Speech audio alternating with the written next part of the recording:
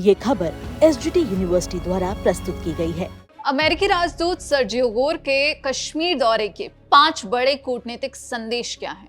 भारत के लिए ये दौरा क्यों खास रहा? जम्मू कश्मीर से अनुच्छेद 370 के हटने के बाद एक बहुत बड़ी और ऐतिहासिक कूटनीतिक हलचल देखने को मिली। अमेरिकी राजदूत सर्जियो गोर अपना 3 दिवसीय जम्मू कश्मीर दौरा पूरा करके लौट चुके हैं। श्रीनगर में उन्होंने उपराज्यपाल मनोज सिन्हा और मुख्यमंत्री उमर अब्दुल्ला से मुलाकात की। तो सवाल उठता है कि राजनीतिक और कूटनीतिक दृष्टिकोण से इस यात्रा के क्या मायने थे और ये दौरा भारत के लिए कितना सफल और अनुकूल रहा। आज इस वीडियो में हम आपको सर्जियो गोर के इस दौरे के 5 बड़े कूटनीतिक संदेश और इसके भारत के लिए मायने विस्तार से समझाएंगे। सबसे पहला और बड़ा संदेश, भारत के पक्ष पर अमेरिकी मोहर। सर्जियो गोर ने जम्मू कश्मीर को भारत का अहम हिस्सा बताया और घाटी की सुरक्षा स्थिति व शांतिपूर्ण माहौल की सराहना की। इस बात का सीधा संकेत है कि वॉशिंगटन अब कश्मीर को भारत का स्वाभाविक और अभिन्न क्षेत्र के रूप में देखता है। दूसरा सबसे बड़ा संदेश, अलगाववादियों से दूरी। अपने दौरे के दौरान सर्जियो गोर ने किसी भी अलगाववादी नेता या हुर्रियत प्रतिनिधि से मुलाकात नहीं की। उन्होंने लोकतांत्रिक संस्थाओं को प्राथमिकता देते हुए केवल उपराज्यपाल मनोज सिन्हा और मुख्यमंत्री उमर अब्दुल्ला से ही मुलाकात की, जो भारत की संवैधानिक व्यवस्था को सीधी कूटनीतिक मान्यता देता है।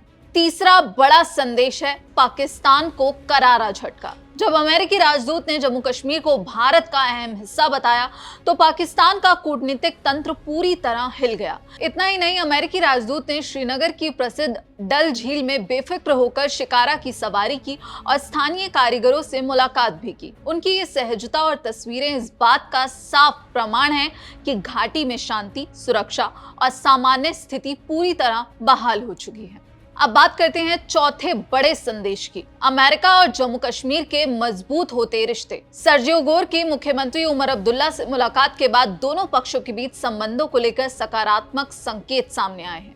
गोर ने जहां जम्मू कश्मीर में सुरक्षा सुधारों की सराहना की, वहीं सीएम उमर अब्दुल्ला ने कहा कि आने वाले वर्षों में अमेरिका और जम्मू कश्मीर के बीच संपर्क और सहयोग और अधिक गहरा होगा। पांचवा बड़ा संदेश, लद्दाख की रणनीतिक अहमियत।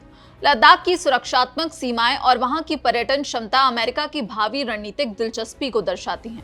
मुख्यमंत्री के साथ हुई बैठक में पर्यटन, बागवानी और न्यू इकोनॉमी में अमेरिकी निवेश और सहयोग की संभावनाओं पर विशेष ध्यान केंद्रित किया गया है। भारत के लिए ये यात्रा कितनी अनुकूल रही है? चलिए अब बात करते हैं कि भारत के दृष्टिकोण से ये यात्रा कितनी लाभदायक साबित हुई है।